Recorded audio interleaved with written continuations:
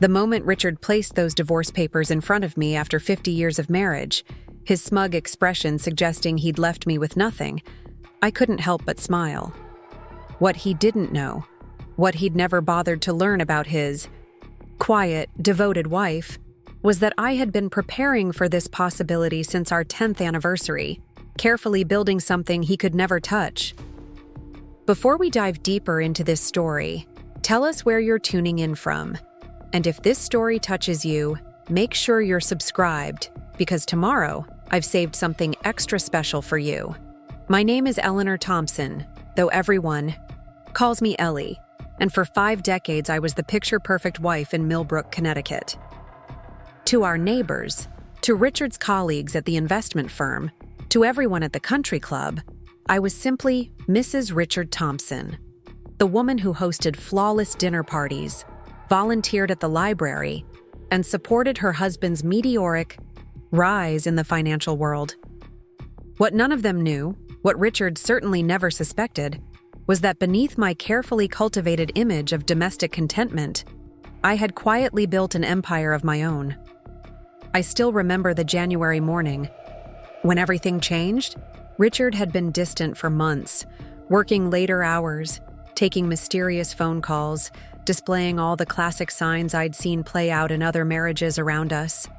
But nothing prepared me for the casual cruelty with which he announced the end of our marriage. "Eleanor," he said over breakfast, not even looking up from his Financial Times, "I've filed for divorce. My attorney will be in touch about the settlement." Just like that.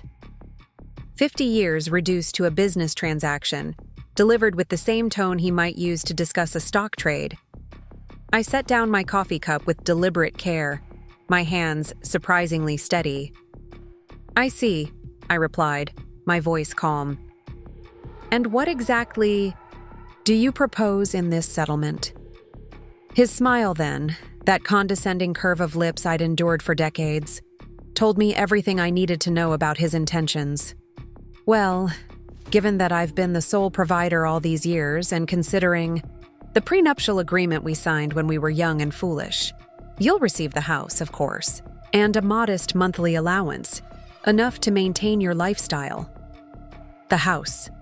A monthly allowance, as if 50 years of marriage, of building a life together, of raising 2 children, could be reduced to real estate and an allowance. As if I were a child being given pocket money rather than a partner who had contributed equally to our success. "How generous," I murmured, reaching for the marmalade with steady hands. Inside, however, a different emotion was building. Not the devastation Richard clearly expected, but something closer to vindication. You see, Richard had made a crucial error that many successful men make. He had confused silence with ignorance, compliance with inability. Throughout our marriage, while he focused on his visible career climbing the corporate ladder, I had been building something far more subtle and, ultimately, far more secure. The story truly begins 40 years ago, on our 10th anniversary. Richard had just received his first major promotion at Hartwell & Associates, and we had moved into our first real house, a modest colonial on the outskirts of Millbrook. I was 32, a former art history major who had set aside my own ambitions to support Richard's career, or so everyone believed.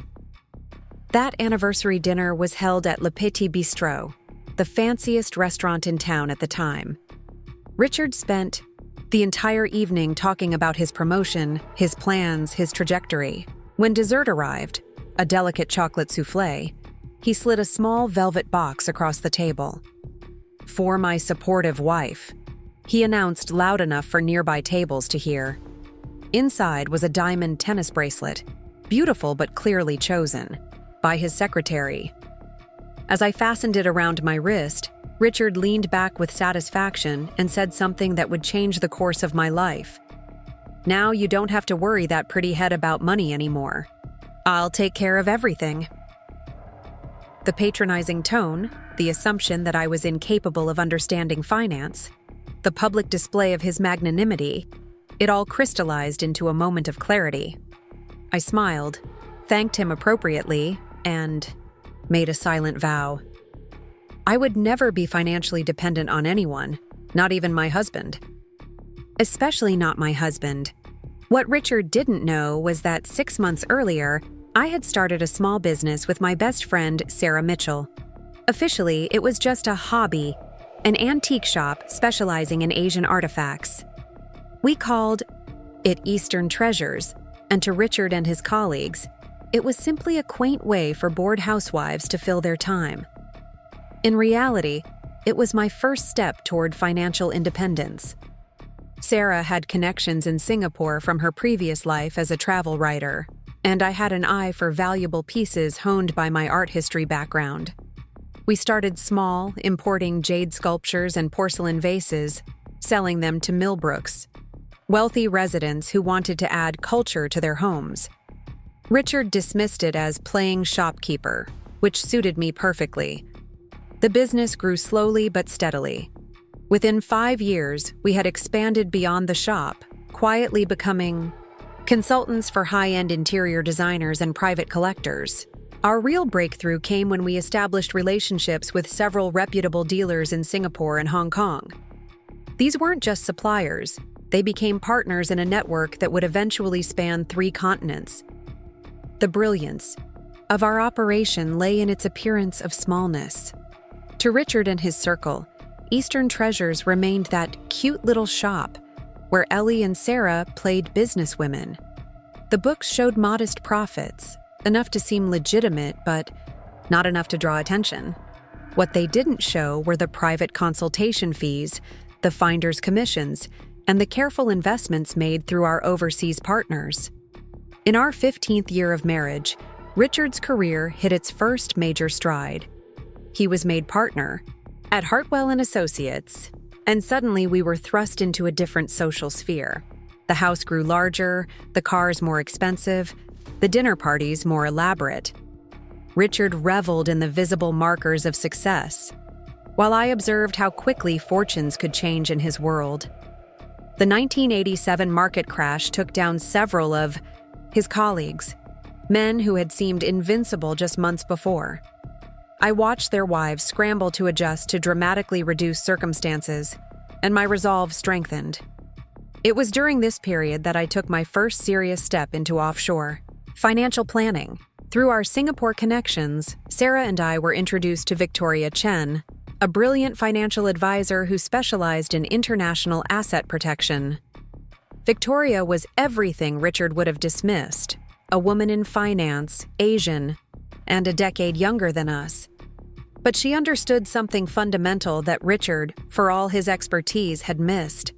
True financial security comes from diversification, not just of assets, but of jurisdictions. The mistake most people make, Victoria explained during one of our early meetings, is thinking that offshore accounts are about hiding money. They're not. They're about creating legal, legitimate structures that protect assets from various risks, market volatility, political changes, personal upheavals. Under Victoria's guidance, I began structuring my growing wealth with meticulous care. Everything was legal, every tax paid, every form filed. The beauty of the system lay not in secrecy, but in privacy, a distinction Richard, had he known, would never have understood. While he boasted at cocktail parties about his latest deals and bonuses, I quietly built a portfolio that existed entirely outside his awareness. The antique business provided perfect cover. International transactions were normal in our industry, relationships with overseas banks standard practice. When I traveled to Singapore or Hong Kong for buying trips, Richard barely looked up from his Wall Street journal. He'd pat my hand and tell me to have fun shopping, never realizing I was meeting with financial advisors, establishing accounts, and building relationships that would one day save me from the fate he had planned. Sarah became my invaluable ally in this carefully orchestrated dance. She managed the visible side of our business while I handled the international aspects. To anyone watching, and I knew Richard occasionally had his secretary check on my activities, it appeared that Sarah was the business mind while I was the artistic eye. This misconception served us well. By our 25th anniversary, my offshore portfolio had grown substantially. I had accounts in Singapore, the Bahamas, and Switzerland, each serving different purposes, each carefully structured to be completely legal while remaining private. The money came from legitimate sources: the antique business, consultation, fees, and shrewd investments made with profits from both.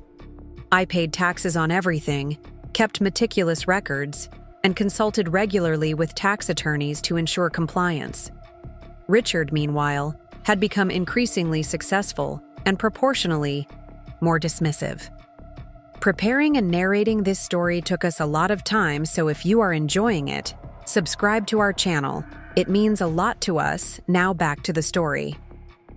He had developed the habit of referring to my business as Ellie's little hobby, even as Eastern Treasures celebrated its 20th year. At dinner parties, he would interrupt my conversations about Asian art markets with patronizing comments about letting the men talk business. I would smile, nod, and think about the balance in my Singapore account. The children, David and Rebecca, grew up witnessing this dynamic. They saw their father's overt success and their mother's apparent dependence. It pained me sometimes, the way they absorbed Richard's attitude, especially David, who followed his father into finance. But I understood that maintaining the facade was crucial. The less they knew, the safer my plans remained. Rebecca, at least, showed more interest in my world. During her college years, she would spend summers helping in the shop, traveling with me on buying trips, learning about the intricacies of international trade. I never told her about the offshore accounts.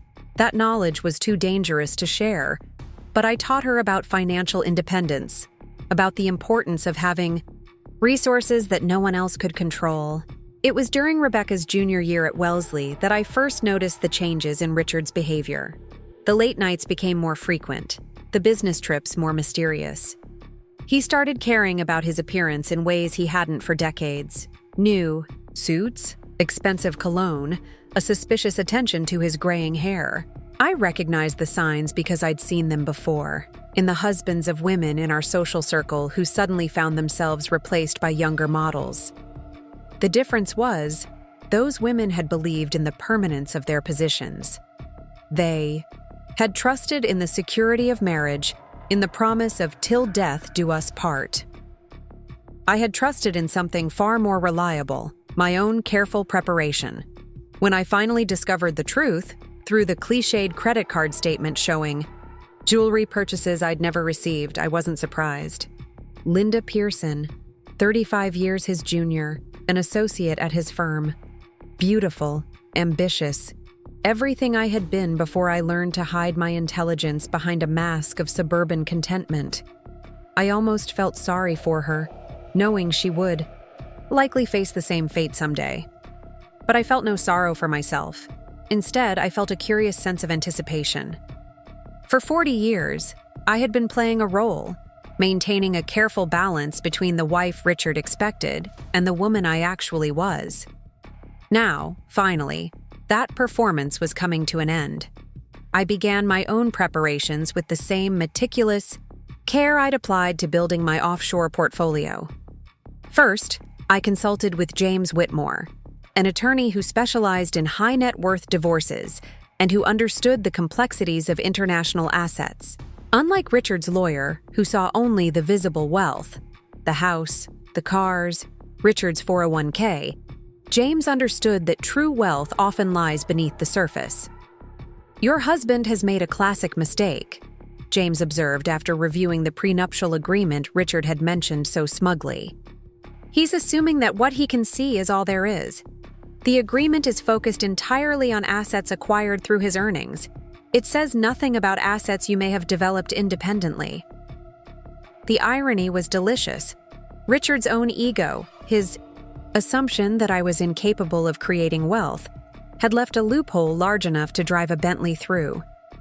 The prenuptial agreement, which he thought protected him, actually protected me by focusing solely on his assets while ignoring the possibility that I might have any of my own. As fall turned to winter in Millbrook, I continued my quiet preparations. I consolidated certain accounts, moved others, and ensured that every piece of documentation was in perfect order. Sarah and I had several long meetings about the future of Eastern Treasures, planning for the possibility that Richard might try to claim a share of the business in the divorce. "He's never shown the slightest interest in 30 years, Sarah pointed out during one of these sessions. "His name isn't on any documents. He's never invested a penny, never attended a single meeting. He can't suddenly claim ownership now." She was right, but I knew Richard's type. When cornered, they become vindictive. The fact that he had ignored my business for decades wouldn't stop him from trying to take it if he thought it had value. That's why I had been so careful about keeping the books modest, the visible profits small. Eastern Treasures appeared to be exactly what Richard had always assumed, a marginally profitable hobby business, not worth the effort of fighting over. Throughout this period, I maintained my role perfectly. I continued hosting dinner parties, attending charity functions, playing the part of the devoted wife, even as Richard's affair became increasingly obvious to everyone in our social circle. The whispers followed me everywhere. Poor Ellie, about to be traded in for a newer model, just like Margaret Halstead and Jennifer Winthrop before her. I endured the pitying looks, the awkward silences when I entered rooms, the way conversations about vacation plans and future events suddenly stopped when I approached. Let them pity me, I thought. Let them think I was another casualty of a midlife crisis, another discarded wife about to learn harsh truths about her financial vulnerability. Their assumptions, like Richard's, would make the revelation all the more satisfying. The final weeks before that January morning were almost surreal. Richard had stopped trying to hide his affair, taking phone calls from Linda in our home, leaving for weekend business trips, with barely a pretense of explanation. He was already mentally living his new life, confident that he had everything arranged to his advantage. I used this time to triple-check every detail of my financial position. Victoria flew in from Singapore for a final review of the offshore structures. James prepared all necessary documentation to counter whatever Richard's attorney might present. Sarah and I went through 30 years of business records, ensuring everything was in order. I was like a general preparing for battle, except my weapons were bank statements and incorporation documents rather than guns and artillery. The night before Richard served me with divorce papers, I couldn't sleep. Not from anxiety, but from anticipation.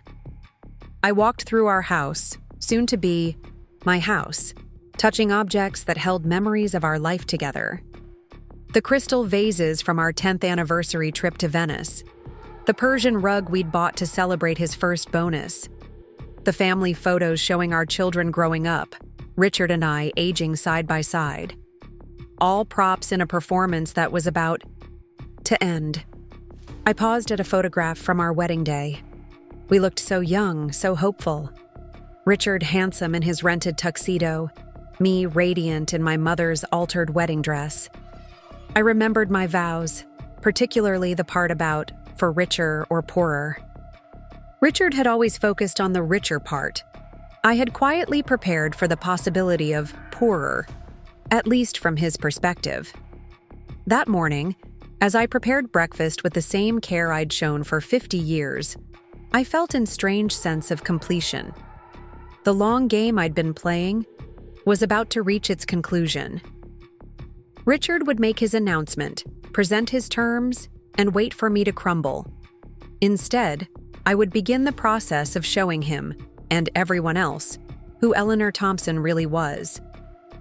When he finally spoke, those words, "I've filed for divorce," I felt the last chains of pretense fall away. The smile I gave him wasn't the submissive expression he expected, but something far more genuine. For the first time in decades, I was about to show my true face. What Richard didn't know, what he was about to discover, was that while he had been building his visible empire of stocks and bonds and corporate success, I had been constructing something far more resilient. My offshore accounts, carefully nurtured over 40 years, represented more than just money.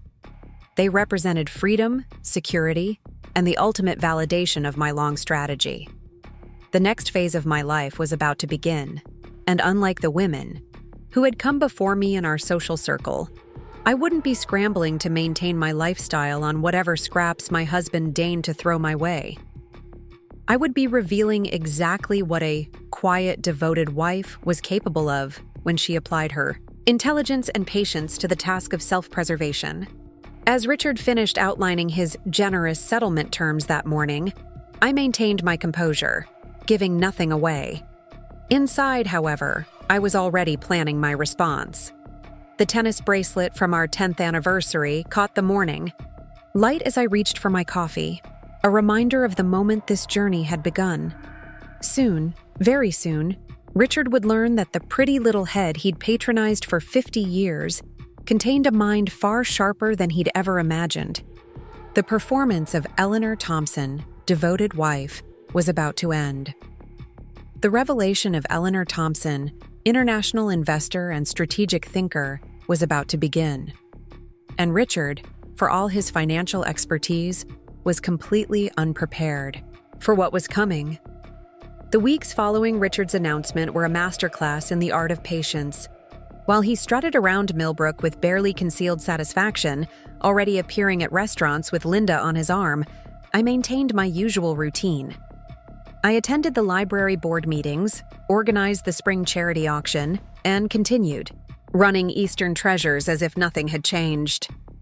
To our social circle, I appeared to be in denial, clinging to normalcy while my world crumbled. They couldn't have been more wrong. Richard's attorney, a shark named Gregory Pemberton, sent the first settlement proposal within days. I sat in my kitchen, reading through the document that attempted to reduce 50 years of marriage to a series of bullet points and dollar amounts. The house, valued at $2, $8 million, would be mine. A monthly alimony payment of $15,000, what Richard probably spent on wine each month, would maintain my accustomed lifestyle. My car, a 3-year-old Mercedes, would remain in my possession.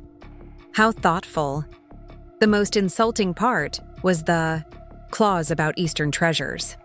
The document acknowledged the business as the wife's hobby enterprise and generously allowed me to retain full ownership of the antique shop and its inventory, estimated value not to exceed $200,000.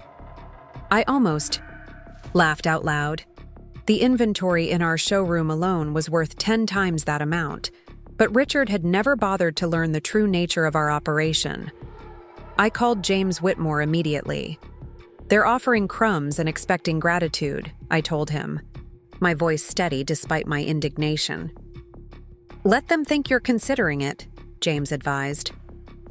"The longer they believe you're a typical discarded wife, grateful for whatever they offer, the more powerful our position becomes when we reveal your actual assets."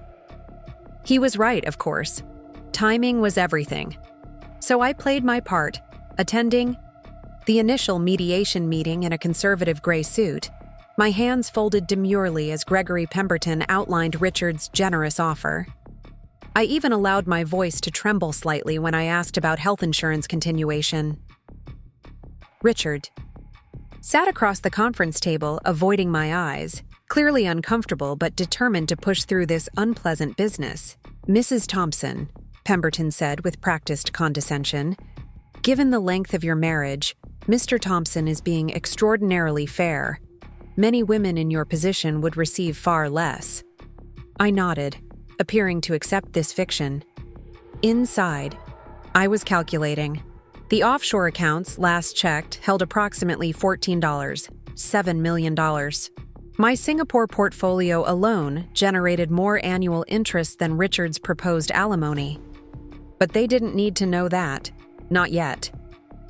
The meeting ended with Pemberton sliding a pen across the table. "Take some time to review everything with your attorney," he said magnanimously. "We're confident you'll see this is the best possible outcome." I took the pen but didn't sign.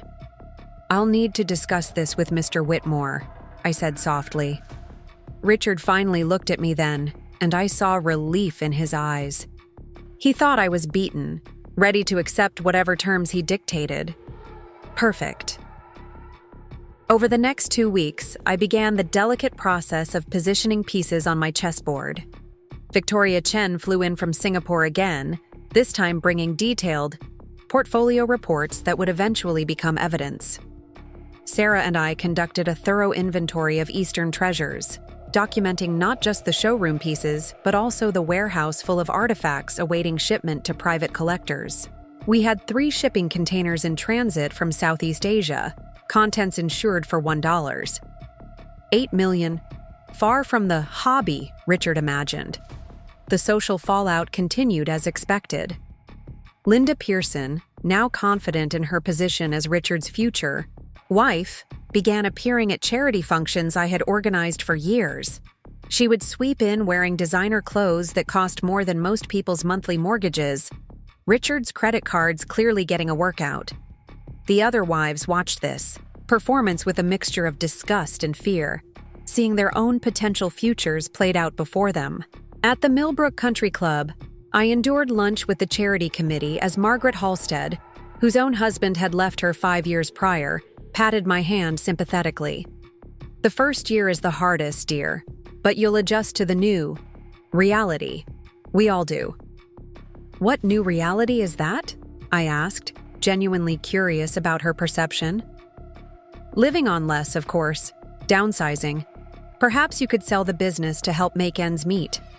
I smiled and thanked her for her concern, mentally noting that Margaret's downsized life still included a golf club membership and weekly spa treatments.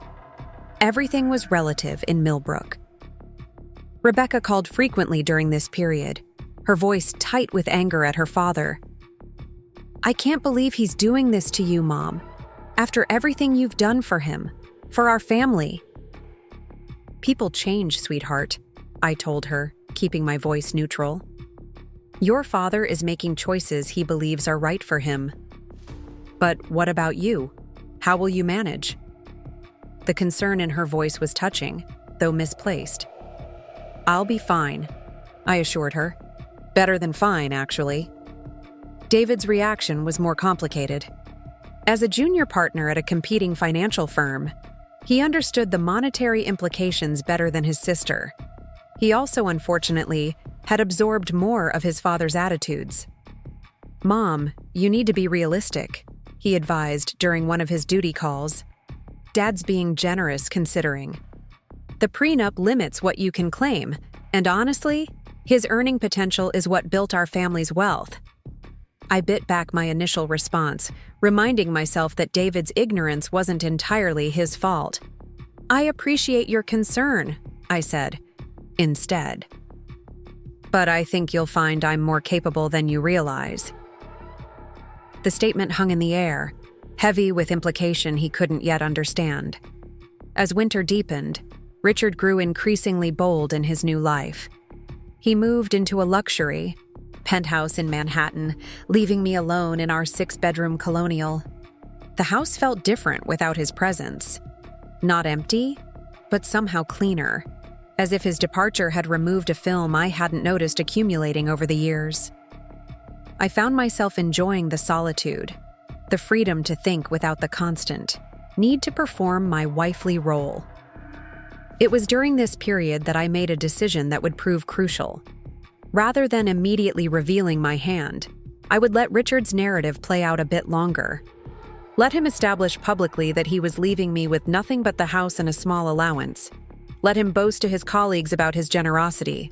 Let Linda post photos of their lavish lifestyle on social media while I maintained my image of the abandoned wife making do with limited resources. James initially questioned this strategy. We could file our response now, show them the offshore documentation, end this charade, he suggested during one of our strategy sessions. No, I insisted. Richard needs to fully commit to his version of events. The more he broadcasts his generosity, the more powerful the truth becomes when we reveal it. James smiled then, understanding dawning. You're not just protecting your assets, you're setting a trap for his reputation. Reputation is everything to Richard, I confirmed. When you've spent your entire career building an image of financial brilliance, the revelation that you completely missed your wife's wealth becomes more than embarrassing. It becomes professionally damaging.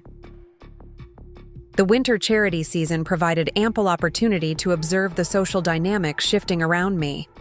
At the annual hospital gala, I arrived alone in a 5-year-old evening gown, deliberately choosing something elegant, but clearly not new. Richard attended with Linda, who wore a diamond necklace I recognized from Cartier's latest collection. I had seen the receipt for $90,000 in the credit card statement that still came to our house. The contrast was intentional on his part, I realized. Richard was making a public statement about trading up, about moving from the tired old model to the shiny new version. What he didn't realize was that every ostentatious display, every public demonstration of his newfound freedom was being carefully documented by Sarah, who had become an expert at discreet photography. "For the divorce proceedings?" she asked when I mentioned saving these images. "For the aftermath," I corrected. "When the truth comes out, these pictures will tell a story Richard never intended." As the mediation process dragged on, Richard's attorney grew increasingly frustrated with what he perceived as stalling tactics. James had become masterful at requesting documents, raising minor issues, and generally slowing the process without appearing obstructionist. "Your client needs to be reasonable," Pemberton complained during one particularly tense conference call. "Mr. Thompson has made a more than fair offer. This delay serves no one's interests. My client is simply ensuring she understands all implications before agreeing to a lifetime arrangement," James responded smoothly. "Surely you wouldn't want Mrs. Thompson to sign something she might later regret." The irony was delicious. They thought I was stalling because I hoped for a better offer, when in reality, I was waiting for the perfect moment to reveal that I needed nothing from Richard at all. That moment began to crystallize in early March, almost exactly 2 months after Richard's breakfast announcement. He had scheduled a partners' dinner at the country club, ostensibly to celebrate a major acquisition his firm had completed. In reality, everyone knew it was his coming-out party as an eligible bachelor, a chance to formally introduce Linda to his professional circle. I learned about the dinner from Marjorie Blackwell, whose husband was also a partner at Richard's firm. "I'm so sorry you have to endure this," she said, her voice dripping with genuine sympathy. "It's tasteless, really, but I suppose we'll all have to accept the new reality." "Reality has a way of shifting when you least expect it," I replied, cryptically. The dinner was scheduled for a Saturday night. That morning, I received a call from Victoria Chen. "Everything is prepared," she reported. "The documentation is complete, all accounts verified and ready for disclosure. Are you certain about the timing?" "Absolutely certain," I confirmed. For weeks, I had been planning this revelation to coincide with Richard's public celebration of his new life. The contrast between his perception and reality would be stark and impossible to ignore. That afternoon, I did something I hadn't done in months. I went shopping. Not to the discreet boutiques I usually frequented, but to the high-end stores in Manhattan where Linda now spent Richard's money with abandon. I selected a dress that was elegant, but unmistakably expensive. A deep burgundy Oscar de la Renta. That whispered, rather than shouted its value. Shoes from Manolo Blahnik. A new clutch from Bottega Veneta. The sales associates, who knew me from years of careful shopping, seemed surprised by my sudden splurge. "Special occasion, Mrs. Thompson?" one asked as she wrapped my purchases. "You could say that," I replied with a smile. "It's time for a new chapter." As I prepared for the evening, I thought about the journey that had brought me to this moment. 50 years of marriage reduced to a settlement negotiation. Decades of careful planning about to be revealed. The quiet satisfaction of knowing that every condescending smile, every patronizing comment, every dismissive gesture would soon be recontextualized in light of the truth. I arrived at the country club precisely at 8, timing my entrance for maximum impact. Richard and Linda were already there, holding court at the main table. He was regaling the partners with some story about a brilliant investment strategy, Linda hanging on his every word with practiced adoration. The other wives clustered in small groups, their expressions ranging from disapproval to barely concealed envy. When I walked in, conversations stuttered to a halt. I wasn't supposed to be there. The abandoned wife didn't attend her husband's victory celebration, yet here I was, looking nothing like the defeated woman they expected. Richard's face went through a remarkable transformation: surprise, anger, then forced nonchalance. "Eleanor," he said, standing awkwardly. "I didn't realize you were coming." "I wouldn't miss it," I replied smoothly, taking a seat at a nearby table. "After all, this is a celebration of new beginnings, isn't it?" The tension in the room was palpable. Linda shifted uncomfortably, clearly unsure how to handle my presence. The other partners and their wives watched with the fascination usually reserved for traffic accidents. "Would you like to join us?" Richard offered stiffly, social convention forcing him to extend the invitation he clearly didn't mean. "No, thank you. I'm meeting someone," I said, enjoying the confusion that flickered across his face. On cue, James Whitmore entered the dining room, followed by Victoria Chen. They joined me at my table, James carrying a leather portfolio that seemed to pulse with significance. "What's going on?" Richard demanded, his composure cracking slightly. "Just a small business matter," I replied calmly. "Please continue with your celebration. We won't be long." But of course, we had everyone's attention now. The room had become a theater, and I was about to deliver the performance of a lifetime. James opened his portfolio and began laying out documents on the table: bank statements, incorporation papers, portfolio summaries. The numbers were clearly visible to anyone who cared to look, and in a room full of financial professionals, everyone cared to look. "As you can see," James began, his voice carrying clearly across the now silent dining room, "Mrs. Thompson's personal assets significantly exceed the proposed settlement. The offshore accounts alone." "What offshore accounts?" Richard interrupted, his voice sharp with disbelief. I smiled then, the same serene expression I had worn for 50 years, but now backed by a different kind of power. "The ones I've been managing for the past 40 years, darling. Didn't you always say I should have something of my own?" The color drained from Richard's face as he began to understand the magnitude of his miscalculation. Around us, his partners leaned forward, professional interest overcoming social awkwardness. Numbers like the ones visible on our table commanded attention in any setting, but especially here, among people who understood their significance. "This is impossible," Richard sputtered. "Eleanor doesn't have." "She couldn't have." "Couldn't have what?" I asked innocently. "Couldn't have built a successful international investment portfolio while you were busy dismissing my little antique business? Couldn't have established banking relationships in Singapore and Switzerland while you thought I was shopping for trinkets? Couldn't have accumulated wealth that makes your settlement offer look like pocket change?" The silence that followed was absolute. Linda's perfectly made-up face showed the dawning realization that she might have miscalculated as badly as Richard. The other wives looked at me with new eyes, seeing not the discarded spouse they had pitied, but something altogether different and slightly frightening. 40 years, I continued, my voice steady and clear. 40 years of being underestimated. Of being patted on the head and told not to worry about financial matters. Of listening to you explain basic economics to me as if I were a child, while I was executing currency trades that would make your head spin. Richard sank back into his chair, the reality of the situation finally penetrating his shock. Gregory, Pemberton, who had been summoned by urgent text, burst through the dining room doors, taking in the scene with professional alarm. "What's the meaning of this?" he demanded, though his eyes were already scanning the documents on my table, his expression shifting from indignation to calculation. "The meaning?" James replied smoothly. is that we'll be rejecting your settlement offer. Mrs. Thompson doesn't need alimony. She doesn't need the house, though she'll keep it. She doesn't need anything from Mr. Thompson at all.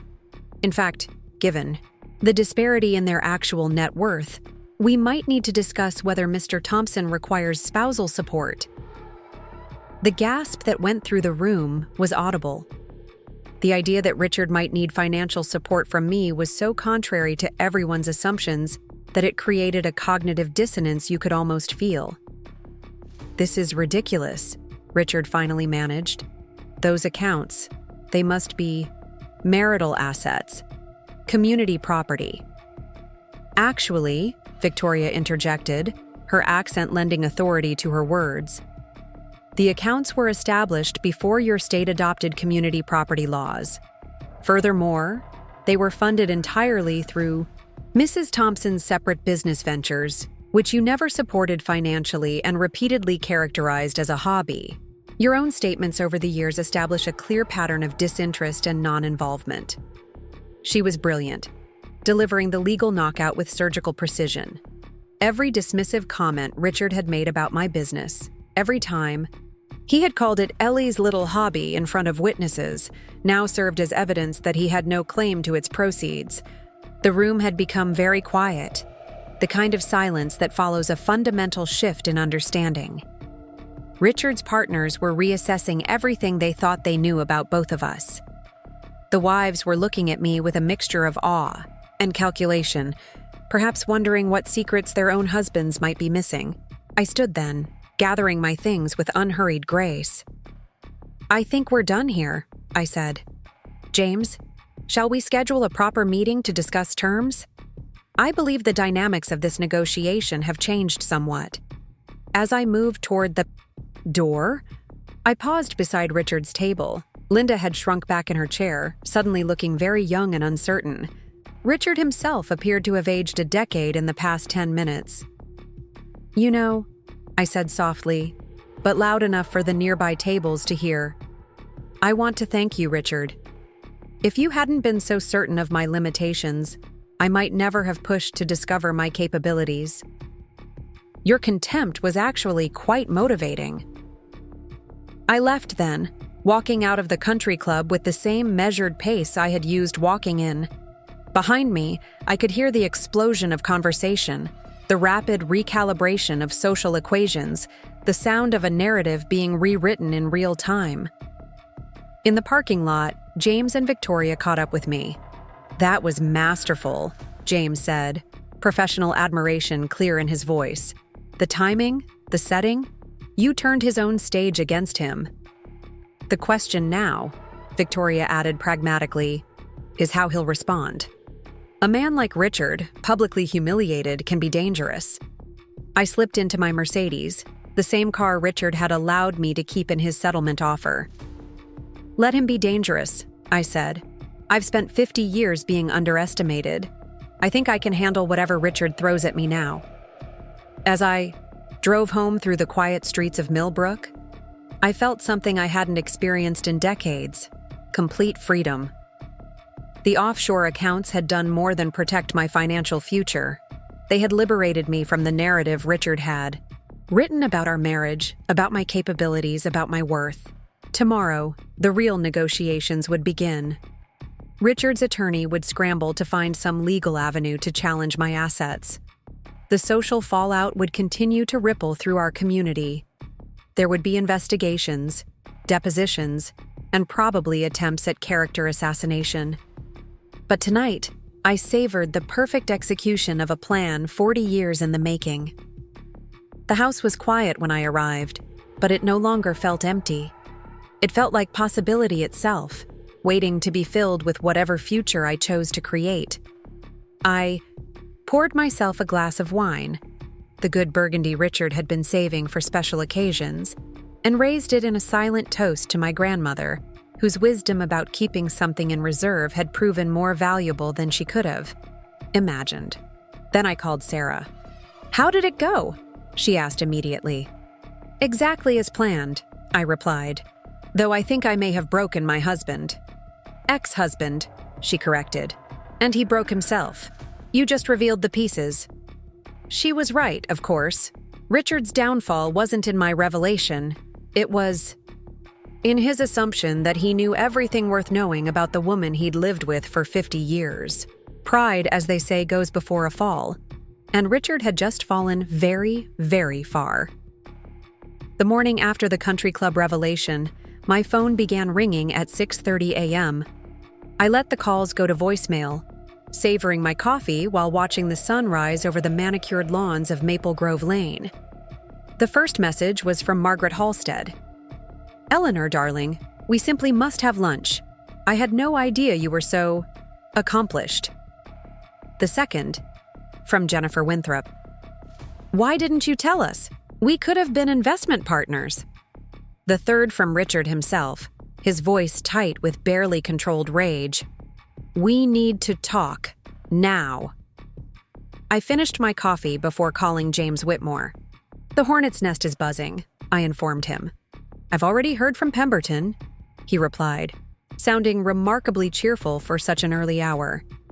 "He's demanding a full forensic accounting of your assets, claiming fraud, hidden marital property, the works. I told him we'd be happy to comply after. He provides the same for Richard's assets, including any transfers made in anticipation of divorce." How did he respond to that? Let's just say the call ended abruptly. By noon, the social landscape of Millbrook had shifted dramatically. I received no fewer than 15 lunch invitations, 7 coffee requests, and 12 offers to join various investment clubs. Women who had barely acknowledged me at charity functions were suddenly my dearest friends, eager to learn about my brilliant financial strategies. I declined them all politely, choosing instead to meet Sarah at Eastern Treasures.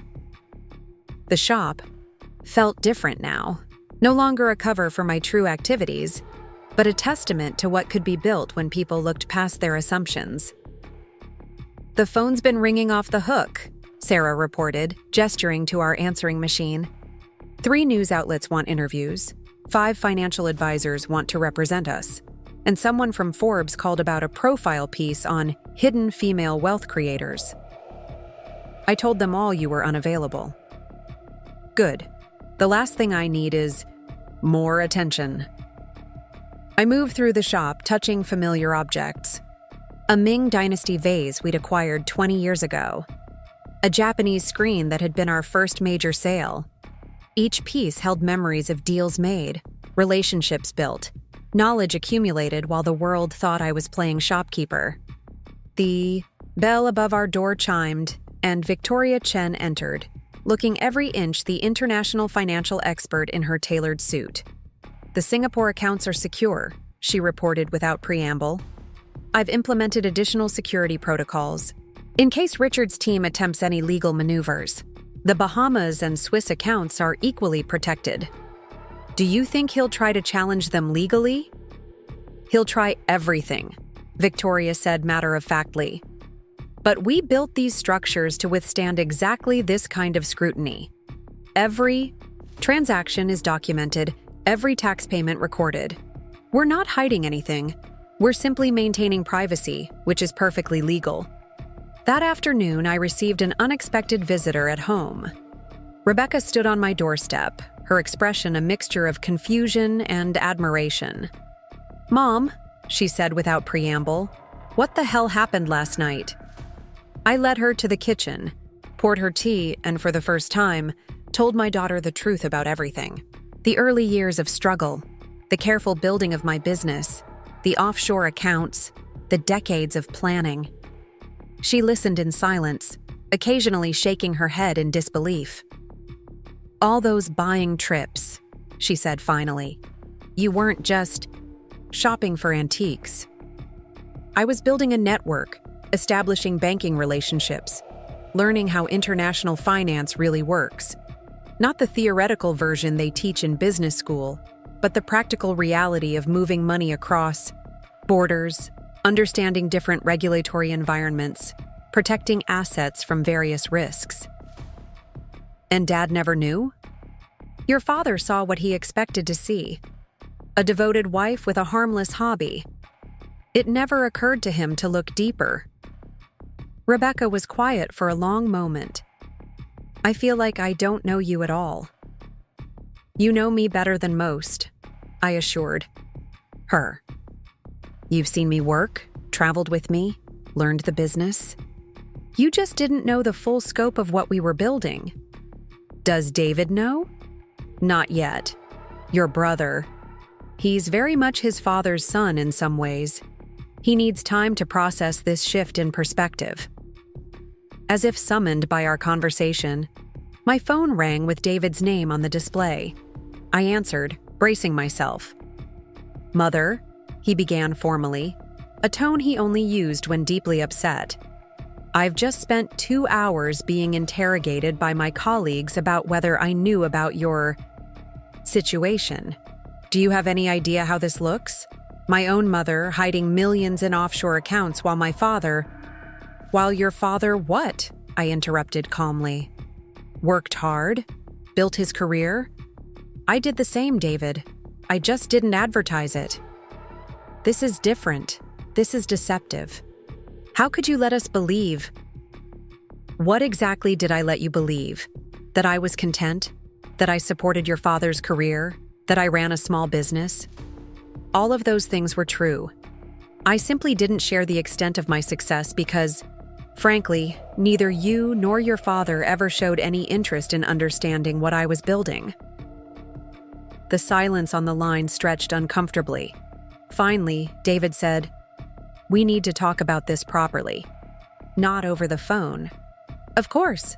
Come for dinner Sunday. Bring Melissa and the children. It's time everyone understood the full story." After hanging up, I turned to Rebecca.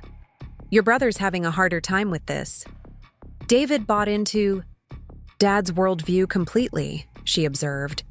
The idea that you might be more successful than Dad challenges everything he believes about. Well, everything. Over the next few days, the initial shock waves continued to ripple through Millbrook. Richard had retreated to his Manhattan penthouse, reportedly consulting with 3 different law firms about his options. Linda Pearson had gone notably silent on social media. No more photos of expensive purchases or romantic dinners. The country club buzzed with speculation and revised opinions. I maintained my regular routine, but with subtle changes. When I attended the library board meeting, I drove my Mercedes with new appreciation for its understated elegance. At the grocery store, I no longer automatically reached for sale items first. Small freedoms, but significant ones after decades of careful performance. James called with updates on the legal maneuvering. Pemberton's taking a new approach, he reported. They're suggesting mediation with a financial expert to fairly value all marital assets, including your offshore accounts. They're fishing. Exactly. They want discovery without filing formal motions that might reveal Richard's own financial arrangements. I've countered with a proposal for mutual full disclosure. All assets, all transactions for the past 10 years, including any transfers to third parties. Let me guess, they declined? Vigorously, which tells us Richard has his own secrets to protect. This wasn't surprising. Men like Richard always had side arrangements, hidden bonuses, offshore accounts of their own. The difference was, his were likely designed to evade taxes or hide money from me, while mine were structured for legal asset protection and privacy. Saturday brought an unexpected development. A courier delivered a thick envelope to my door, not legal documents, but a personal letter from Richard. I recognized his handwriting on the envelope, the same careful script that had signed anniversary cards for 50 years. The letter was long, emotional, and revealing in ways Richard probably didn't intend. He wrote about feeling betrayed, about the humiliation of discovering his wife was wealthier than him, about how this revelation made him question everything about our marriage. But between the lines of hurt and anger, I read something else. Fear. Richard was terrified, not just of the financial implications, but of what this meant for his identity. His entire self-image was built on being the provider, the financial genius, the successful one. My quiet accumulation of greater wealth didn't just challenge our divorce proceedings, it challenged his fundamental understanding of himself. I set the letter aside and called Victoria. "I need your opinion on something," I said. "What typically happens when men in Richard's position realize they've miscalculated this badly? They either double down on legal attacks or try to negotiate privately to save face. Based on what you've told me about Richard, I'd expect both: aggressive, legal posturing coupled with back-channel attempts at settlement." She was right. The next morning, Sunday, I received a call from an unexpected source, Jonathan Blackwell, managing partner at Richard's firm. "Eleanor," he began carefully, "I'm calling unofficially as a friend. This situation with Richard, it's becoming problematic for the firm." "In what way?" "Some of our clients are asking questions. If Richard could miss something this significant in his own household, what might he be missing in their portfolios? We need this resolved quietly and quickly." So the professional pressure was mounting. Richard's public humiliation was bad for business. I filed this information away, another card to play when the time was right. That evening, David arrived for dinner with his wife Melissa and their 2 children. Rebecca was already there, having spent the afternoon helping me prepare. The dining room felt charged with unspoken tensions as we gathered around the table I'd hosted countless family meals at over the decades. David waited until after the children were settled with dessert in the den before addressing the elephant in the room. "I've been thinking about what you said on the phone," he began stiffly. "About not understanding what you were building. I realize I may have underestimated your business acumen." "May have?" Rebecca interjected with a laugh. "David, Mom just revealed she's worth more than Dad. I think may have is a bit of an understatement." Melissa, who had been quiet until now, spoke up. "I think what's really bothering everyone isn't the money itself, but what it represents. We all accepted a certain narrative about this family, about the roles everyone played. Now we're learning that narrative was incomplete at best." I appreciated her directness. "The narrative was what it needed to be," I explained. "Your father valued a certain image, a specific dynamic. I found it easier to work within that framework while building something separately." "But why?" David pressed. "Why not just be open about your success?" "Because your father's ego couldn't have handled it," Rebecca said bluntly. "Come on, David. You know how he is. Remember how he reacted when Mom's business was featured in that regional magazine? He spent the entire article's launch party telling people it was cute that she had her little project." David shifted uncomfortably, clearly remembering the incident. "Still, this level of deception, protection," I corrected, "not deception. There's a difference between privacy and dishonesty. I never lied about having a business, about traveling for work, about managing finances. I simply didn't advertise the scale of my success because I knew how your father would react." The conversation continued late into the evening, circling around themes of trust, independence, and the complex dynamics of marriage. By the time David and his family left, some of the tension had eased, though I could see he still struggled with reconciling this new reality with his established worldview. Monday morning brought the expected legal salvo. Pemberton filed a motion, requesting detailed discovery of all my financial records, citing suspected concealment of marital assets. James was ready with our response, a counter motion for reciprocal discovery, including all of Richard's financial dealings, personal and professional, for the past decade. "This is where it gets interesting," James explained during our strategy meeting. "Richard's been moving money around for years, bonuses routed through shell companies, investments in his girlfriend's name, property purchases through LLCs. He doesn't want that scrutiny any more than you do." "So we're at a stalemate?" "More like a Mexican standoff. The question is, who blinks first?" I spent the week reviewing documents with James and Victoria, preparing for whatever legal maneuvers might come next. The offshore accounts were meticulously documented, every transaction traceable and legal. If anything, the scrutiny would reveal just how carefully I had built my wealth compared to Richard's more questionable methods. Meanwhile, the social reverberations continued. I was invited to speak at the Women's Business Association luncheon. 3 financial planning firms reached out about potential partnerships. The country club's investment committee, which had never before acknowledged my existence, suddenly wanted my input on their international portfolio. I declined most invitations, maintaining the same low profile I had cultivated for decades. The difference now was that the modesty was a choice, not a necessity. I no longer had to perform financial dependence. I could simply be selective about how and when I engaged with the world. 2 weeks after the country club revelation, Richard made his move. Not through lawyers or formal channels, but by appearing at my door on a Wednesday evening, looking haggard and diminished in a way I'd never seen before. "We need to talk," he said without preamble. Without lawyers, without games, just us. I let him in, noting how strange it felt to welcome him as a guest in what had been our shared home.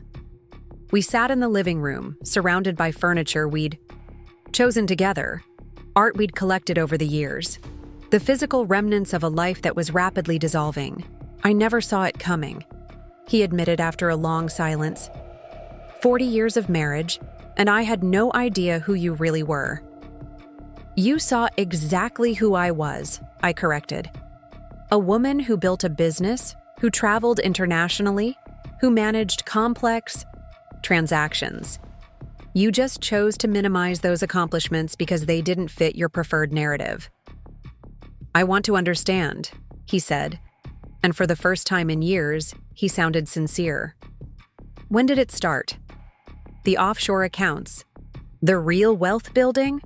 So I told him, not everything, but enough. About the 10th anniversary dinner, when he'd dismissed my financial capabilities so completely. About the early struggles with the business, the gradual expansion, the careful construction of an international network. About watching him underestimate me year after year and deciding to use that blindness as cover for my own ambitions. "You could have told me," he said when I finished. "We could have been partners in this." "Could we? Really? Richard, you spent our entire marriage explaining finance to me as if I were a child. You introduced me at parties as your better half while making it clear you were the successful one.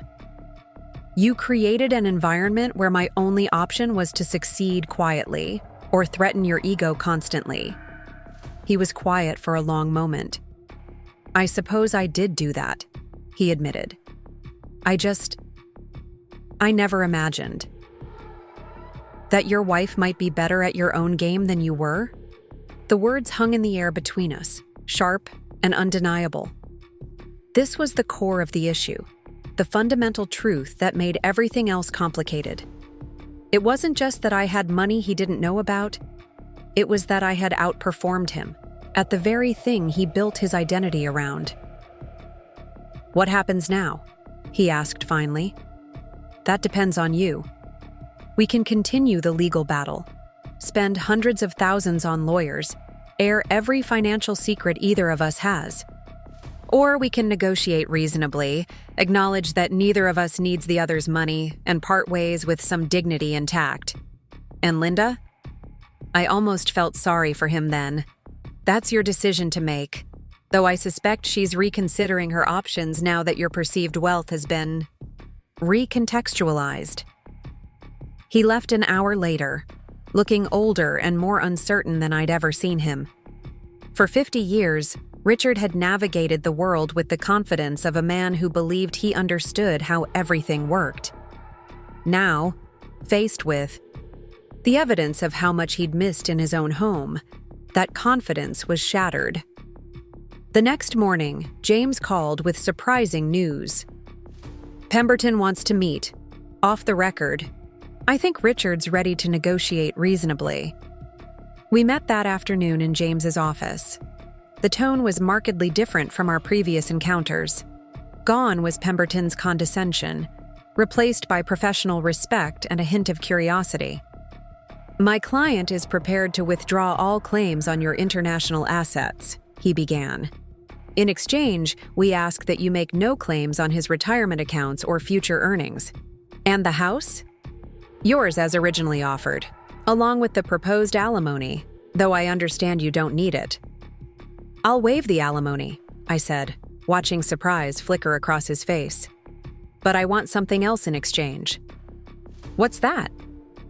A public statement acknowledging that my business success was achieved independently, that Eastern Treasures was never a hobby, but a legitimate international enterprise that I built without Richard's involvement or support. Pemberton looked uncomfortable. That's an unusual request. Consider it reputation management, I said smoothly. For both of us. Richard saves face by framing this as a matter of independent success rather than hidden assets. I get the professional recognition I've earned. Everyone wins. The negotiation continued for several hours, but the framework was set. By evening, we had the outline of an agreement that preserved both our dignities while acknowledging the reality of our separate financial lives. As I drove home through the darkening streets of Millbrook, I reflected on the strange journey that had brought me to this point.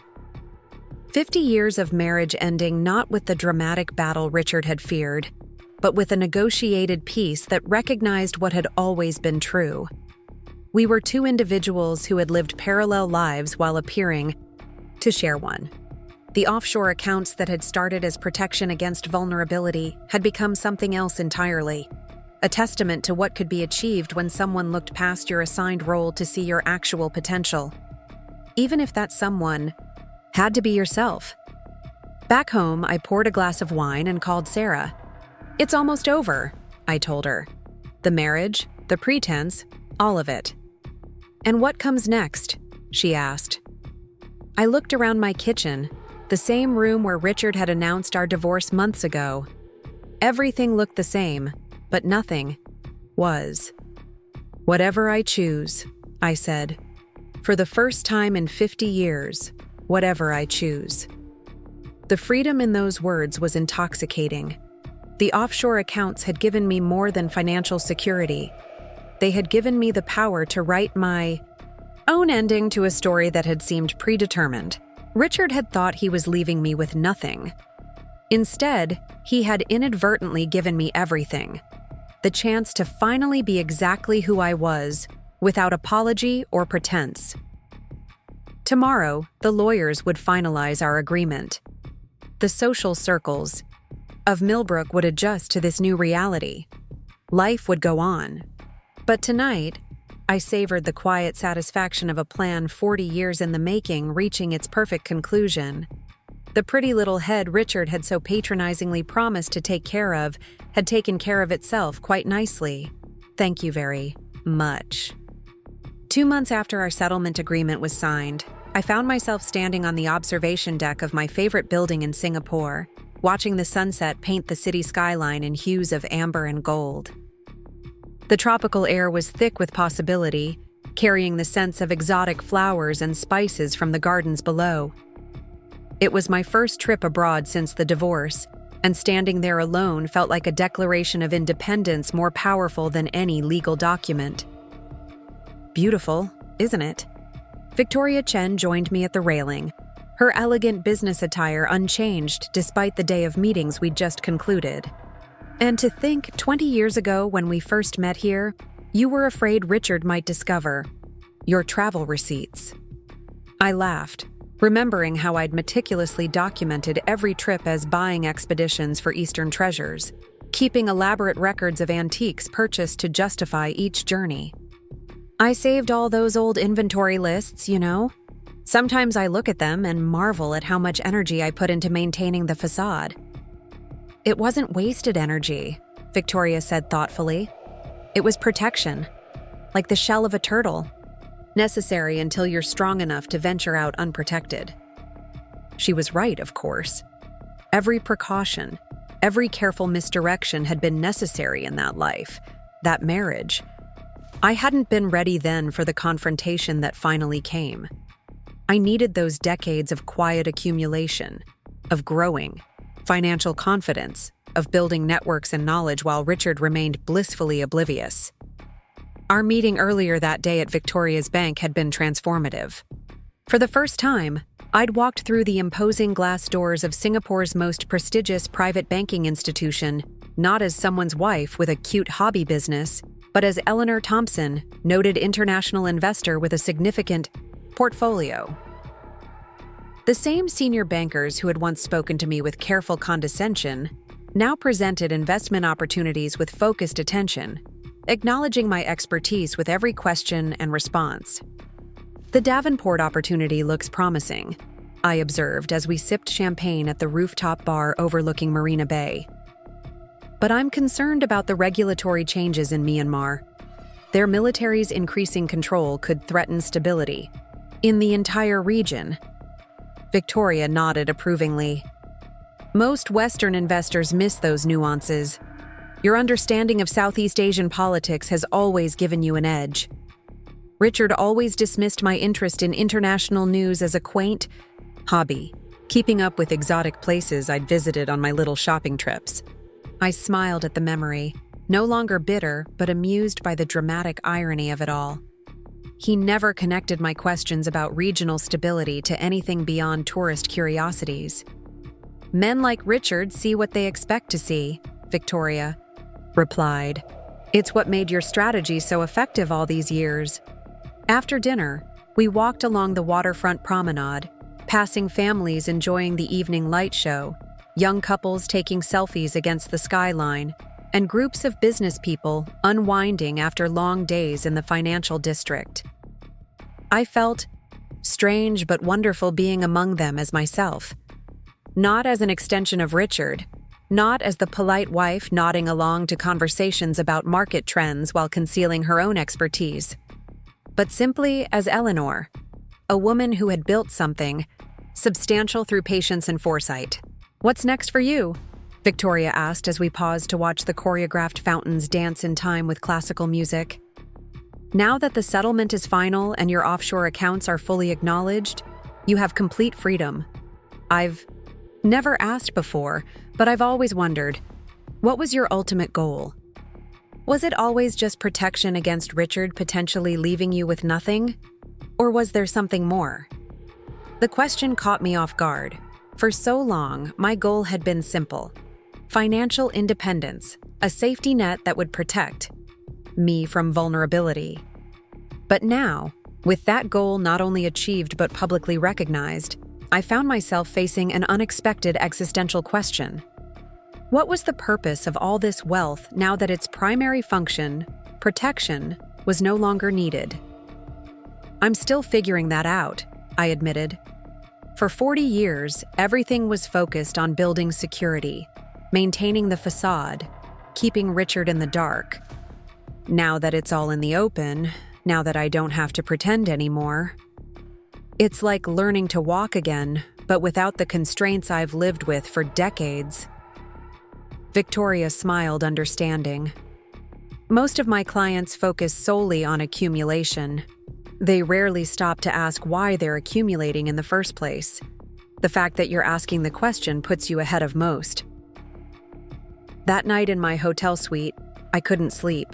I sat by the window, watching the lights of cargo ships moving slowly through the strait, carrying goods between worlds, just as I had carried my secret financial life between the worlds of Millbrook society and international banking. The symmetry seemed profound. Containers that appeared one way from the outside, while holding contents of far different value within. I opened my laptop and began a document I'd been considering for weeks. The Thompson Foundation for Women's Financial Independence. The words flowed easily as I outlined a vision that had been forming since the divorce. A foundation that would help women establish their own financial security, particularly those trapped in relationships where money was used as control. By dawn, I had the framework: educational programs, mentorship opportunities, and microfinancing for women starting businesses. The foundation would leverage my connections in Asia to create international opportunities for women entrepreneurs seeking to expand beyond local markets. Most importantly, It would teach the patience and strategic thinking that had been central to my own journey. The understanding that financial independence wasn't built overnight, but through thousands of small, consistent decisions made with clear-eyed purpose. When I returned to Millbrook a week later, the town seemed smaller somehow, its social hierarchy less intimidating. The grand houses along Maple Grove Lane no longer represented the pinnacle of achievement, but merely one version of success, and a rather limited one at that. My own house felt different too. During my absence, the renovations I'd commissioned had been completed. Richard's dark mahogany furniture and hunting prints were gone, replaced by pieces I'd secretly collected over decades but kept in storage. The living room now showcased Asian-influenced designs, a rosewood settee from Thailand, intricate silk screens from Japan, ceramics from Vietnam that I'd purchased on shopping trips that were actually meetings with banking partners. For the first time, my home reflected who I actually was rather than who Richard expected me to be. The liberation was dizzying. "It's beautiful," Sarah gasped when she came to dinner that weekend. "I mean, I've seen these pieces in storage over the years, but seeing them actually displayed. It's like finally meeting the real you." We sat in the newly redesigned sunroom, drinking wine and watching the sunset over the garden Richard had always insisted be maintained in the formal English style, but that I was now transforming into something more natural and flowing. "I've been thinking about Eastern treasures," I said, refilling our glasses. "It's time for a change there, too." "What kind of change? We're already doing better than ever now that you don't have to hide your international connections." "Exactly. And that's just with our existing model. Imagine what we could do if we stopped thinking of ourselves as just an antique shop and recognized what we really are: an international art and investment consultancy with decades of established relationships across Asia." Sarah's eyes widened. "You want to transform the business completely?" "Not completely, more like allowing it to be what it's already become." I handed her a prospectus I'd drafted on the long flight home from Singapore. "Take a look. I'm proposing we formally separate the retail operation from the consulting business.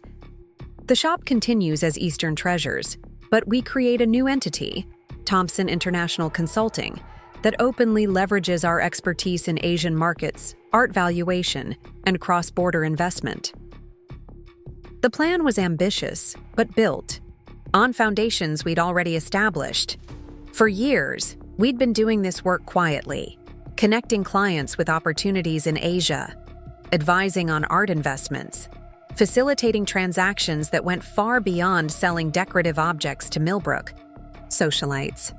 Now we could do it openly, with proper branding, marketing, and expansion. "This changes everything," Sarah murmured as she read through the details. "We'd need a bigger team, office space in New York, maybe even a Singapore branch eventually. I've already discussed it with Victoria. She's prepared to partner with us on the financial services components."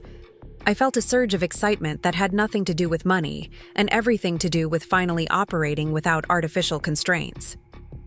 "Think about it, Sarah. No more pretending our business is smaller than it is. No more coding our communications about major deals to sound like we're discussing decorative vases." She looked up from the document, her expression a mixture of excitement and something like awe. "You've been planning this for years, haven't you? Even before Richard left?" "Not specifically this," I admitted.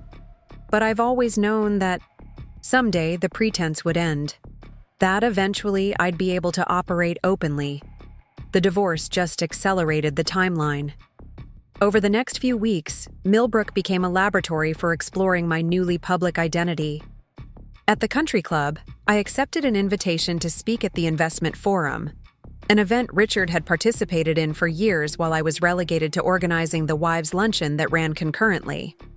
Standing at the podium discussing emerging markets in Southeast Asia, I caught glimpses of surprised recognition in the eyes of men who had previously looked through me at social gatherings.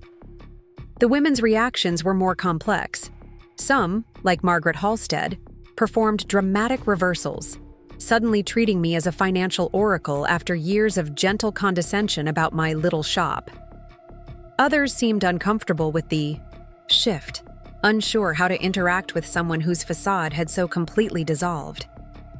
It's like you've been speaking a foreign language all these years, and suddenly we discover you're fluent in 6 more we didn't know about, Jennifer Winthrop commented during a charity committee meeting. It's, disorienting. For you or for me? I asked with genuine curiosity. She considered this seriously. Both, I suppose. But you've had years to integrate these different parts of yourself. We're all catching up to who you really are. The most profound transformations were happening within my family. David, after the initial shock and defensive response, had begun asking thoughtful questions about my investment strategies. One evening, he came to dinner alone, without his wife, Melissa, clearly prepared for a serious conversation. "I've been thinking a lot about what you said," he began after we settled in the living room with drinks. "About how Richard never showed interest in understanding what you were building. And I realized I've been doing the same thing." He looked around the newly redesigned room, taking in the artifacts that represented decades of international connections. "All these years, I saw you through Dad's eyes, as Mom, the supportive wife with the cute antique hobby. I never once asked substantive questions about your business, your travels, your expertise in Asian markets." The admission clearly cost him something in professional pride. As a financial advisor himself, he prided himself on his market acumen, his ability to spot opportunities and talent. Yet he had completely missed the expertise living in his childhood home. "We see what we expect to see," I said gently, echoing Victoria's observation. "You were raised to view your father as the financial authority in the family. It's not entirely your fault that you absorbed that perspective. Still, I should have noticed. There were signs." He shook his head ruefully.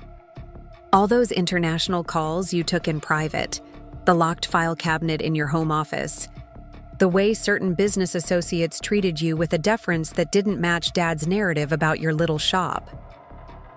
Our conversation lasted for hours, stretching past dinner and into the night. For the first time, I shared with my son the full history of my financial journey. The initial account in Singapore, the gradual expansion into other jurisdictions, the network of advisors and partners I'd built while maintaining the appearance of a modestly successful antique dealer. "But why, Mom?" he asked finally, the question that everyone seemed to circle back to. "Why not just be open about your success? Why maintain the pretense for so long?" I considered my answer carefully, wanting him to understand a marriage dynamic he hadn't fully witnessed. Your father needed to be the financial success in our relationship. His identity, his self-worth was built around being the provider, the market genius, the one who understood money. My success threatened that narrative. "So, you diminished yourself to protect his ego? For 50 years? I didn't see it as diminishment, I explained. I saw it as creating space to build something significant without unnecessary conflict. Every time I showed even modest financial acumen, Richard felt compelled to reassert his expertise, to remind everyone that finance was his domain. Our sit was exhausting. At some point, I realized it was easier to let him believe what he needed to believe while I quietly built something separate. David was quiet for a long time. "I've been doing the same thing with Melissa," he finally admitted. "Creating this narrative that I'm the financial brain in the family, subtly undermining her when she makes market observations, positioning myself as the authority. It's not something I'm proud of, seeing it from this perspective. This vulnerability from my son, this willingness to examine his own behavior through the lens of my experience, felt like a breakthrough more significant than any financial success. Awareness is the first step toward change," I offered. "You have an opportunity to create a different dynamic than the one you witnessed growing up." Rebecca's evolution took a different path. always more attuned to the undercurrents in our family. She had suspected for years that there was more to my business than I revealed publicly. When the offshore accounts came to light, her surprise was not that they existed, but at their scale and sophistication.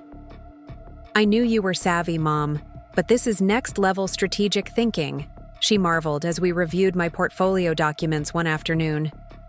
"The way you structured these accounts, the jurisdictional diversification, the careful record-keeping, it's masterful."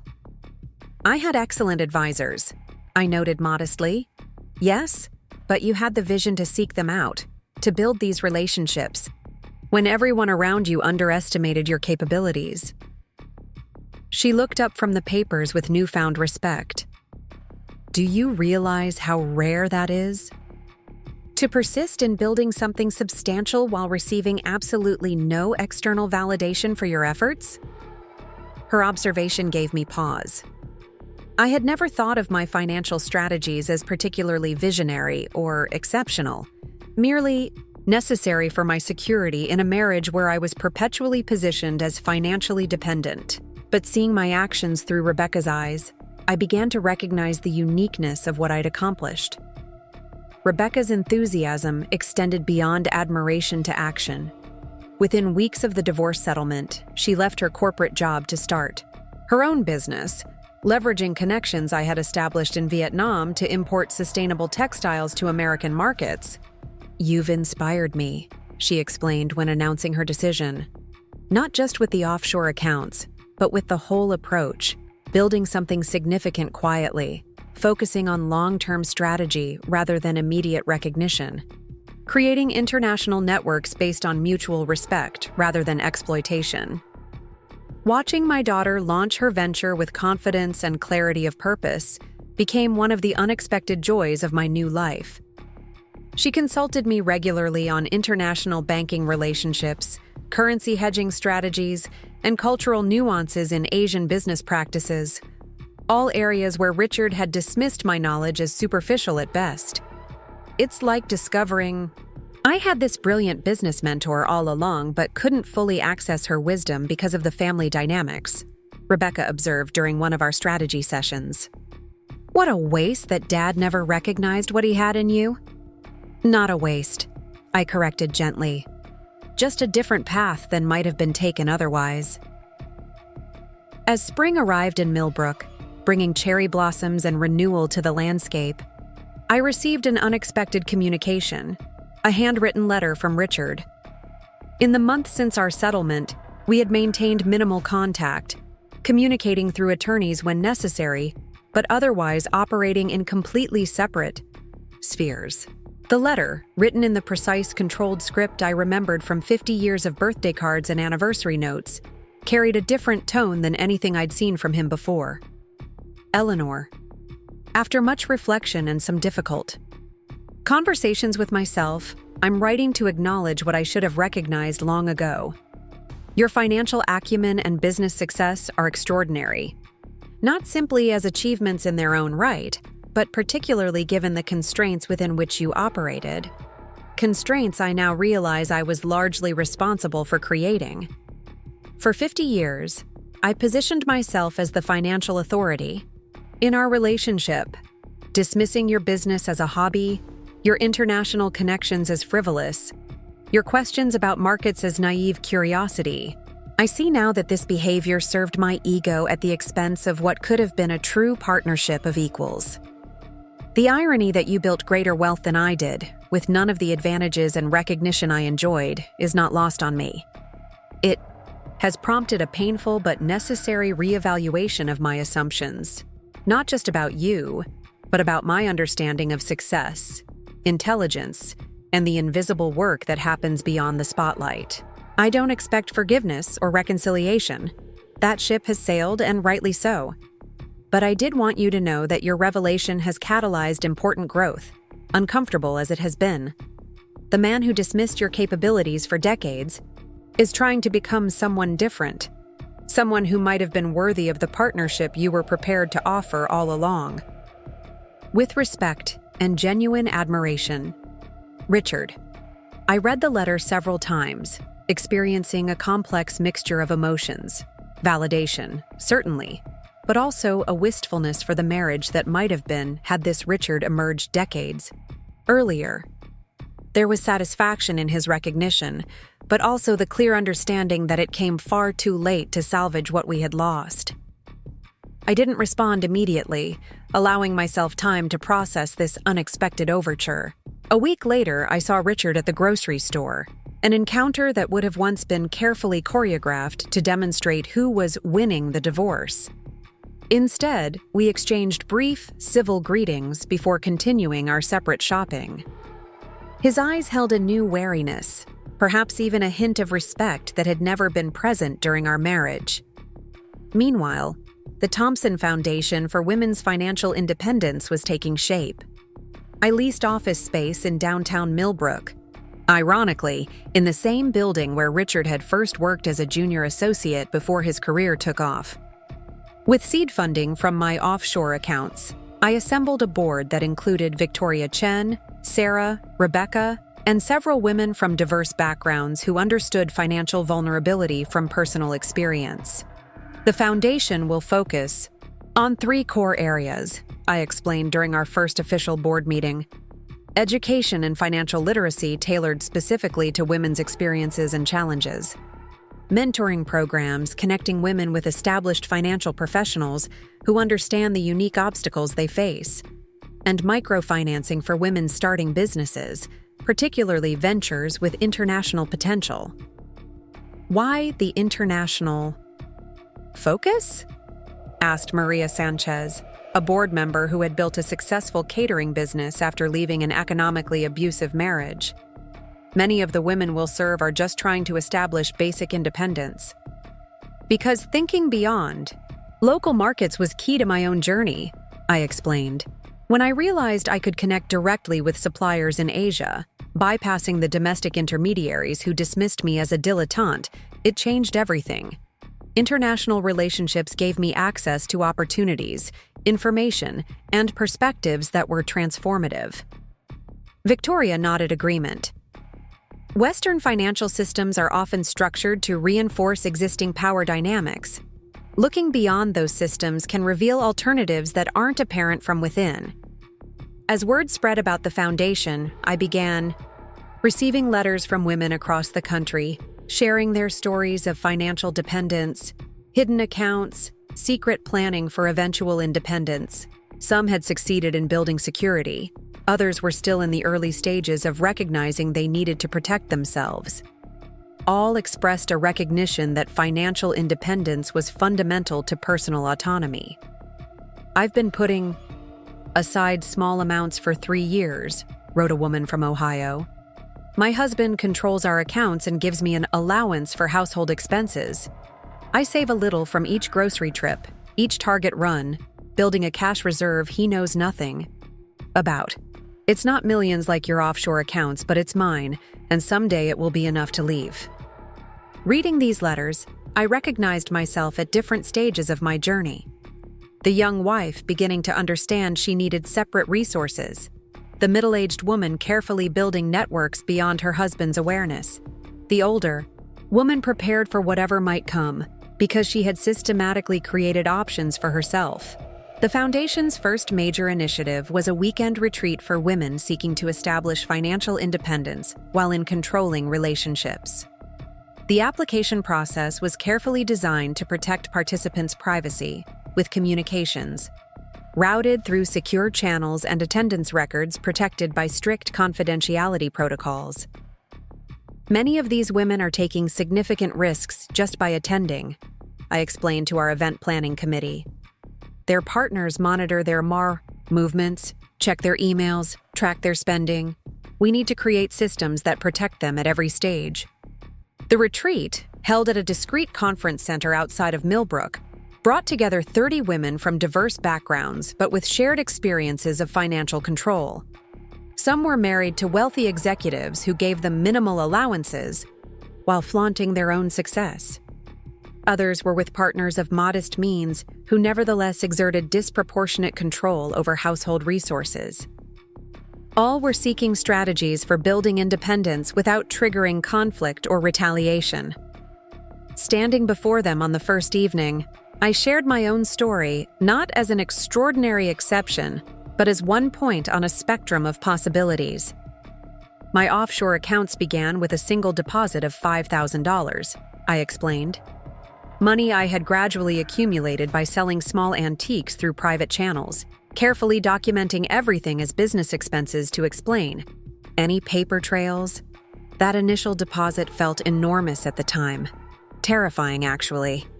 I was breaking an unspoken rule in my marriage by establishing financial resources completely outside my husband's knowledge or control. The women nodded in recognition, some wiping away tears. This was the most profound difference between my pre-divorce and post-divorce life. The ability to speak openly about the strategies that had once been my most closely guarded secrets. To transform decades of careful maneuvering into wisdom that might benefit others facing similar dynamics. Your paths won't look exactly like mine, I continued. The specific strategies that worked in my situation might not be appropriate for yours. But the underlying principles are universal. Document everything. Build networks beyond your immediate circle. Look for opportunities in spaces your partner dismisses or undervalues. And most importantly, be patient. Financial independence isn't built overnight. It's the result of thousands of small decisions made consistently over time. The weekend unfolded with workshops on practical financial literacy, sessions on recognizing and responding to economic abuse, and panel discussions featuring women who had successfully established independence from controlling relationships. Throughout, I was struck by the participants' resilience, creativity, and determination, qualities I recognized from my own journey but had rarely been able to acknowledge even to myself. On the final day, a participant approached me during the closing reception. She was in her 60s, elegantly dressed but with a wariness in her eyes that spoke of decades of careful self-protection. "Your story gives me hope," she said quietly. "I've been married for 43 years to a man who treats me like a child when it comes to money. I've been building my escape fund for 20 years, a little at a time. Hearing about your offshore accounts makes me feel less. Perhaps crazy is the word. Less like I'm overreacting by preparing for a future where I might need to stand on my own." I squeezed her hand in understanding. "You're not crazy. You're prudent. There's a profound difference between secrecy motivated by deception and privacy, motivated by self-protection." As the Foundation's work expanded, so did my vision for Thompson International Consulting. Sarah and I secured office space in Manhattan, hired a small but skilled team specializing in cross-border transactions, and began formally marketing services we had previously provided under the radar. Our client base expanded rapidly, with particular interest from women who owned businesses and were looking to establish international operations. "There's something different about your approach," observed Claudia Winters, a tech entrepreneur who engaged us to explore manufacturing partnerships in Vietnam. "Most consultants talk about Asia as a market to exploit: cheaper labor, fewer regulations, opportunities for financial engineering. You talk about building genuine relationships, understanding cultural contexts, creating sustainable partnerships." "Because that's how I built my own success," I explained. "Not by approaching Asia as a resource to extract value from, but as a community to engage with respectfully and ethically." This perspective, shaped by decades of operating outside traditional power structures, became our company's distinctive value proposition. While other consulting firms led with promises of cost savings and tax advantages, we emphasized relationship building, cultural fluency, and ethical engagement. To my surprise, this approach resonated strongly with a new generation of entrepreneurs, looking to build businesses aligned with their values. 6 months after our settlement was finalized, I received a request that tested my evolving relationship with my past. The Women's Leadership Council of Millbrook, a prestigious organization that had previously relegated me to organizing flower arrangements for their events while Richard was invited to speak on economic trends, asked me to deliver the keynote address at their annual gala.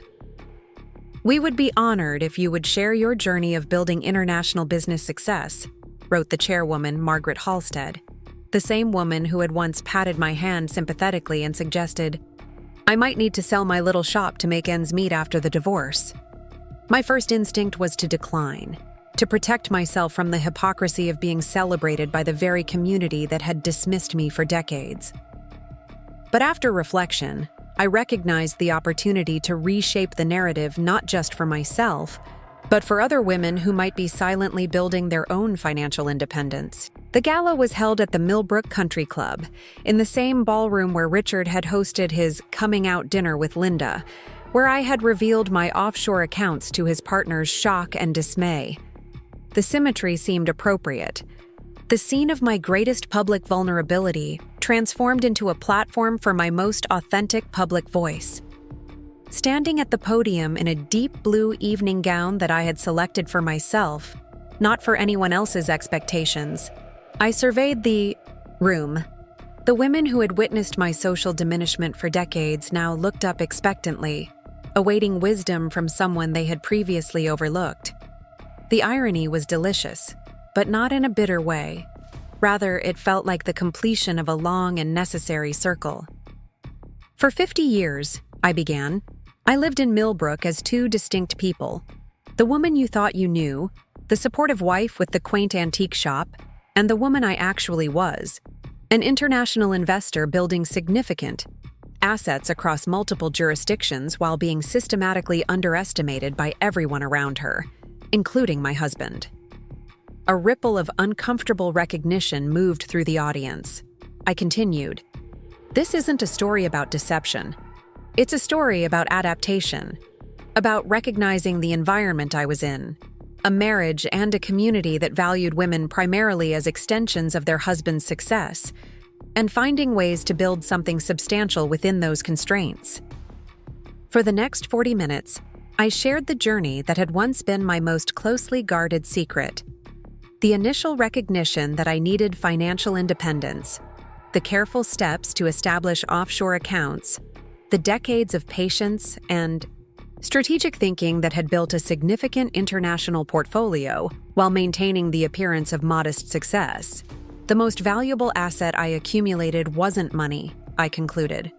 It was the knowledge that I could navigate complex systems, build meaningful relationships across cultures, and create security for myself regardless of external circumstances. That knowledge, that deep, unshakable self-reliance, is what I'm now trying to share through the foundation, particularly with women who find themselves in relationships where money is used as control. The standing ovation that followed felt less like personal validation and more like a collective recognition of how many women in that room might be living similar divided lives, presenting one face to their social circle while quietly building resources and resilience beneath the surface. Afterward, as I accepted congratulations and fielded questions, I noticed Richard's sister Elizabeth approaching. We had been close once, in the early years of my marriage, before she gradually aligned herself with her brother's dismissive attitude toward my capabilities.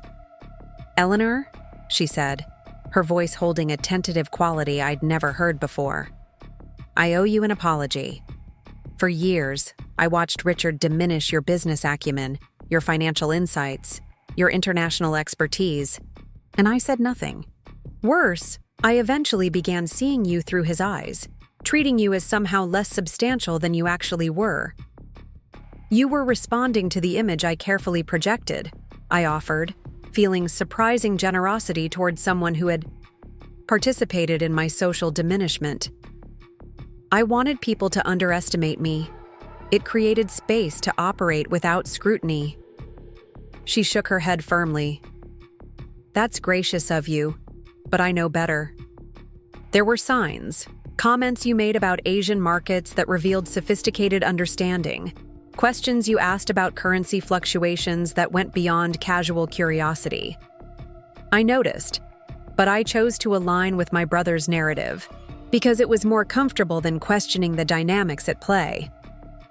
This acknowledgement, not just of my hidden capabilities but of the active choice to discount them, felt more meaningful than the polite congratulations from women who were simply jumping on a new bandwagon. It represented the beginning of a deeper reckoning with how communities enable and reinforce the diminishment of women's financial agency. As summer arrived in Millbrook, bringing lush greenery and long golden evenings, I found myself increasingly drawn to the foundation's work. The initial programs had proven so successful that we were expanding to multiple cities, creating resources for women at different stages of financial independence. From those just beginning to recognize the importance of separate resources, to those actively planning exits from controlling relationships.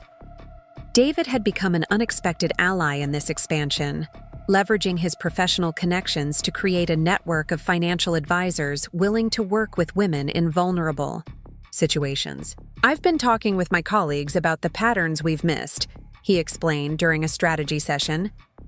"How many of our female clients might be in marriages like yours and Dad's? How many are nodding along to their husband's financial decisions while secretly building separate resources? How many need advisors who understand the complex dynamics at play?" His evolution from defensive rejection of my hidden financial life to active engagement with its implications represented the kind of transformative impact I hoped the foundation might have. Not just supporting women seeking independence, but changing how financial professionals understood and responded to the unique challenges women faced. Richard's transformation continued as well, though along a different trajectory. Through mutual acquaintances, I heard he had ended his relationship with Linda Pearson, not because of another woman, but because of a growing recognition that he needed to understand himself outside of any relationship. He had begun volunteering with a mentoring program for disadvantaged youth, teaching financial literacy with a humility that had never been evident during our marriage. We encountered each other occasionally, at the grocery store, at David and Melissa's house for family gatherings, once at a community theater performance. Each time, the interaction was civil, sometimes even warm in a way that acknowledged our shared history without ignoring its complexities. Neither of us mentioned his letter, but its existence seemed to create a foundation for whatever this new chapter of our connection might become. One evening in early July, as I sat on my patio watching fireflies emerge in the gathering dusk, my phone rang with a Singapore number I didn't immediately recognize. It was Lian Zhang, one of my earliest banking contacts in Asia, a woman who had been instrumental in establishing my first offshore account decades ago. "Eleanor, forgive the unexpected call," she began, her voice bringing me instantly back to those early days of nervous anticipation as I built my secret financial life. "I'm reaching out because I'm assembling a panel for the Women in Global Finance Conference in Hong Kong this October. Given your unique journey and what you're now doing with your foundation, I thought you might be the perfect keynote speaker." The invitation took my breath away. This wasn't the Millbrook Women's Leadership Council. This was one of the most prestigious international financial conferences in Asia, attending by leaders from major institutions across the region. "Are you sure I'm the right fit?" I asked cautiously. "I've never formally worked in finance. My journey has been unconventional, to say the least." "That's precisely why we want you," Leon explained. "The conference theme is Hidden Capital, Women's Unofficial Contributions to Global Finance. Your story of building significant wealth while being systematically underestimated perfectly encapsulates what we're trying to highlight: the ways women navigate financial systems that weren't designed with them in mind." As our conversation continued, I felt a circle completing. The woman who had once helped a nervous American tourist establish a modest offshore account was now inviting that same woman, transformed by decades of patient wealth building, to share her wisdom with the next generation of financial leaders. After accepting the invitation, I sat in my garden for a long time, watching darkness settle over the landscape I had reshaped since Richard's departure. The formal English borders had given way to a more natural design, with native plants, flowing lines, and meditation spaces tucked among flowering shrubs. Like my financial life, the garden had evolved from someone else's vision to an authentic expression of my own values and preferences. The invitation from Leon prompted a period of deep reflection about my journey, not just the practical strategies of offshore accounts and international investments, but the emotional and psychological dimensions of living a divided life for so long. What had that division cost me? What had it given me? How had it shaped who I became? I began writing in earnest, not just notes for the keynote speech, but the foundations of a memoir I had been contemplating since the divorce. The working title, The Offshore Wife, captured both the literal reality of my hidden accounts and the metaphorical truth of how I had navigated my marriage, maintaining a visible presence that met expectations while building something entirely separate beneath the surface. Writing about these experiences proved cathartic. I documented the small moments that had shaped my financial journey, the dismissive comment from Richard that prompted my first independent investment, the patronizing pat on the head from his colleague that steeled my resolve to build separate resources, the quiet thrill of watching my first offshore account grow beyond anything Richard might have imagined possible. But I also examined the cost of this divided existence, the constant vigilance required to maintain the facade, the inability to fully celebrate my successes with anyone except Sarah and Victoria, the cognitive dissonance of being treated as financially naive by a husband whose portfolio I was quietly outperforming. As summer transitioned to fall, with Millbrook's maples turning brilliant shades of crimson and gold, my preparations for the Hong Kong conference intensified. Victoria flew in from Singapore to help refine my presentation, bringing decades of perspective on how my individual journey connected to broader patterns in women's financial empowerment globally. What you experienced in your marriage isn't unique to Western contexts, she explained as we reviewed my talking points. Across cultures, women develop sophisticated strategies for building financial independence within constraints, whether those constraints are legal, as in countries where women still need male guardians for banking, or social, as in your case, where revealing your true capabilities would have disrupted a marital dynamic your husband needed to maintain. Her perspective helped me understand my story as part of a larger narrative about women's invisible financial lives, the unofficial economies, unacknowledged contributions, and hidden wealth building that happened beyond traditional financial institutions and recognized channels. The week before my departure for Hong Kong, I received an unexpected visitor at my home. Linda Pearson, Richard's former girlfriend, the woman who had once showcased her youthful beauty at country club functions while I maintained dignified silence, stood on my doorstep looking nothing like the confident homewrecker of months past. Her designer clothes had been replaced by simple jeans and a sweater, her perfect makeup scaled back to something more natural. "Mrs. Thompson, Eleanor, I hope you don't mind my coming by unannounced," she began, her voice lacking the brittle confidence I remembered. "I've been wanting to speak with you for some time, but wasn't sure if you'd be willing." I invited Linda in, curiosity overcoming my initial hesitation. She sat carefully on the edge of the sofa, hands clasped tightly in her lap. "I owe you an apology," she began.